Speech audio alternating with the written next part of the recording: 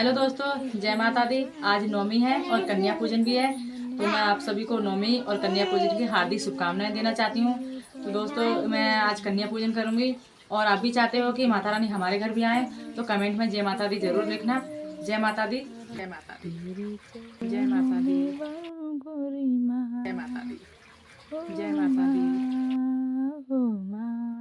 लेके पूजा की थाली जोत मन की जगाली, तेरी आरती उतारूं गुरी माँ। तू जो दे दे सहारा, सुख जीवन का सारा, तेरी माँ। तू जो दे दे सहारा, सुख जीवन का सारा, तेरे चरणों में वरूं गोरी माँ। ओ माँ, ओ माँ। जय माता दी दोस्तों। सभी भक्तों को कोमल भारती की ओर से कोटि कोटि प्रणाम।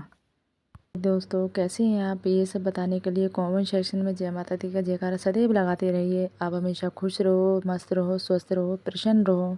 माता रानी की कृपा आप पर सदैव बनी रहे, आपके घर परिवार में भंडार भरे रहें। नवरात्र में कन्या पूजन की कथा क्या है, मैं इस वीडियो में आपको बताऊंगी, तो कृपया इस कथा को ध्यानपूर्वक सुने।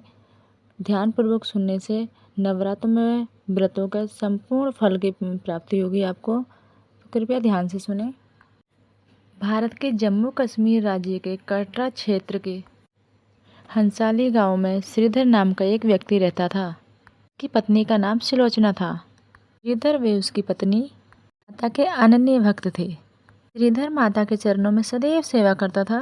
वे उनकी पूजा पाठ दिनों रात किया करता था। माँ में अनन्य विश्वास था। वे दोनों बहुत ज़्यादा गरीब थे और उनकी कोई संतान भी नहीं थी।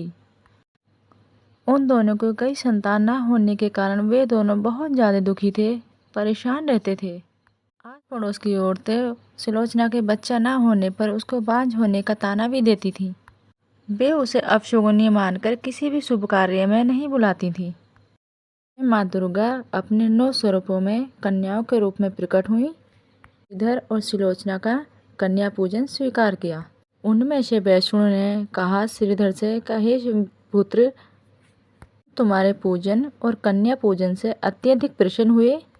पुत्र, तुम सारे गांव में माँ वैष्णु का भंडारा कराओ। तो श्रीधर ने माँ से कहा, हे माँ, मैं तो खुद इतना गरीब हूँ, तो सारे गांव का भंडारा मैं कैसे कर पाऊँगा। तब श्रीधर से माँ ने कहा, हे पुत्र, तुम कतई भी चिंता ना करो, सिर्फ गांव में न्योता देकर आओ और साथ में भैरव को भी बुलाना। फिर श्रीधर ने ऐसा ही किया। अगले दिन भोजन करने सभी लोग आने लगे, पर घर में तो श्रीधर के अन्न का एक दाना भी नहीं था। श्रीधर और उसकी पत्नी की चिंता बढ़ने लगी। तभी माँ अन्नपूर्णा रूप धारण करके श्रीधर के घर आई और सारे भंडारे भर गए। तरह के पकवान बनने लगे। भंडारे में भैरव भी वहाँ अपने बहुत सारे शिष्यों को लेकर के पधारे। सादा भोजन देख करके उन्होंने मांस मदिरा की मांग की। तभी श्रीधर ने कहा, हे प्रभु, ये तो माता रानी का भंडारा है, इसमें मांस मदिरा नहीं, सादा भोजन ही मिलेगा। तभी भैरव ने माँ को ललकारा। तभी माँ वैष्णु वहाँ प्रकट हुई। भैरव का यह व्यवहार देखकर माँ वैष्णु अत्यधिक क्रोधित हो गई।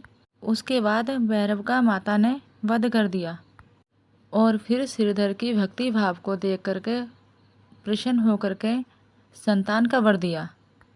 और माँ ने कहा श्रीधर से कि तेरी आने वाली सारी पीढ़ियाँ मेरी सेवा करेंगी और मोक्ष की भागी होंगी।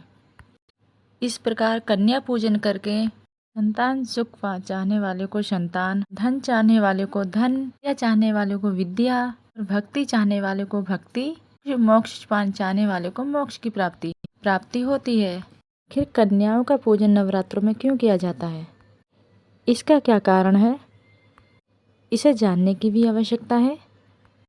क्योंकि प्रत्येक कार्य को करने के लिए कोई ना कोई कारण जरूर होता है एवं उसके पीछे कोई ना कोई घटना या कोई ना कोई कहानी जरूर होती है। शास्त्रों के अनुसार नवरात्रों में रखे गए व्रत, पूजा अनुष्ठान तभी संपन्न होंगे, तभी संपूर्ण माने जाते हैं जब हम कन्या पूजन करते हैं।